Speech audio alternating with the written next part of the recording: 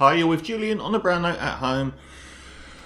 Not that that's interesting. I still don't know how the audio and the visual is going to come out in this environment. I'm used to being in a radio station. It's probably better sound.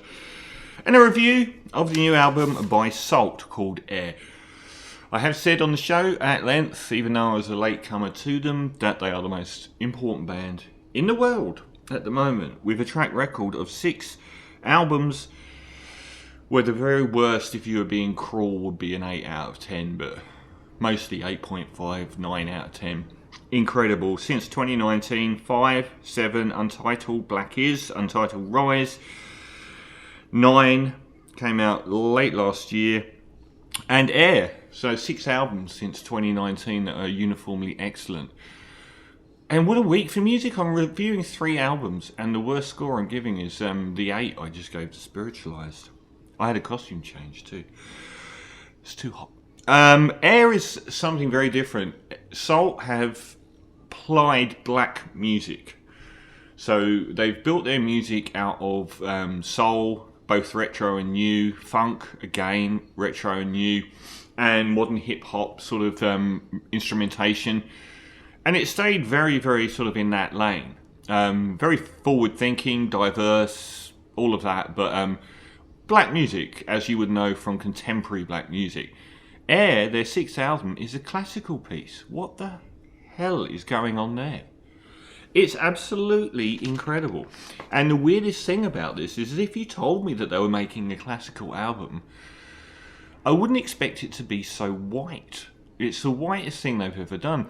And I don't mean that in any derogatory way. I mean that often the kind of classical music here is sort of Wagnerian, sort of that kind of sort of quite aggressive sort of choral singing, brass bands, sort of the trumpets and the horns and everything, which I didn't expect at all. And it's magnificent. The opening track, Reality, got that European choral thing going on. If you told me that they had, a choir on a Sault album, I'm immediately thinking of gospel, and not a bit of it. Very brassy and operatic, and very definitely classical. I mean, there's a lot here that is pure classical in a traditional sense, and they overlay that with some really interesting changes. The title track, Air, brings in some male voices. There's only female choral voices on the first track. And the whole thing's got this mood of like you're entering into, a mysterious realm. It's like some of those overtures, like Holster the Planets or something, where you're sort of entering into this vast, unknowable place. It's got fragments of female voices in, and at times it is full-blown serious classical, and other times it feels much more like very, very good TV theme music, and it does a bit here. And again, that's not to its detriment, and I'm not rubbishing it for being like that.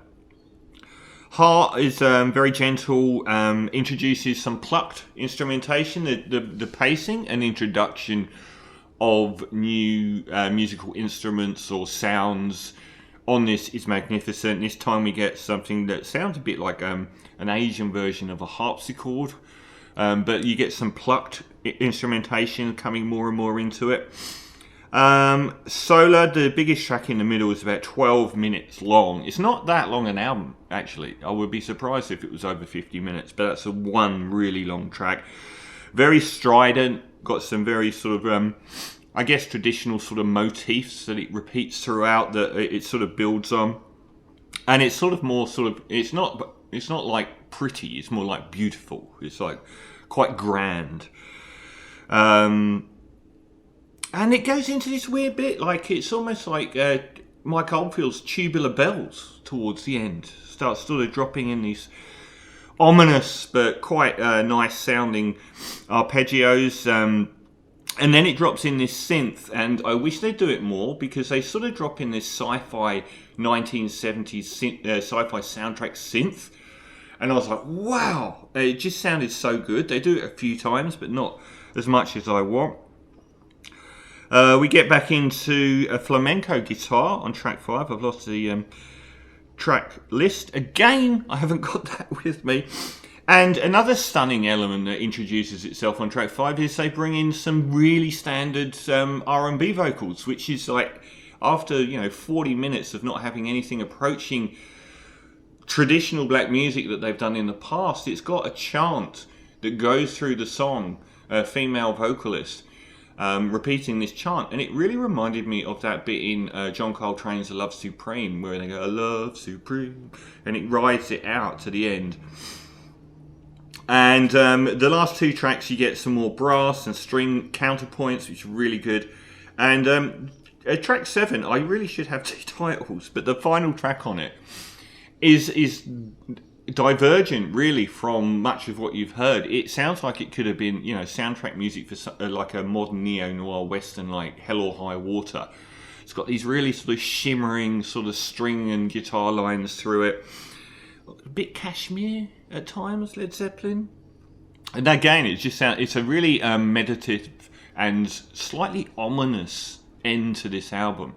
So absolutely nothing like it in their catalogue so far. In their previous 5 albums, nothing much like it in music. But I will say that it works really well with the companion piece to that excellent Floating Points, Pharoah Sanders, London Symphony Orchestra album Promise from last year, which was wonderful. Though that was a lot sort of more in this background pocket, whereas this can be really forceful and dynamic. And surprisingly at times traditional in its presentation of European classical music. But they do overlay subtly, almost too few, but when they do, they really count different elements to the music that you'd never get in a standard piece this long. So it's a fantastic album. Sault, Air, I'm going to give a 9 out of 10.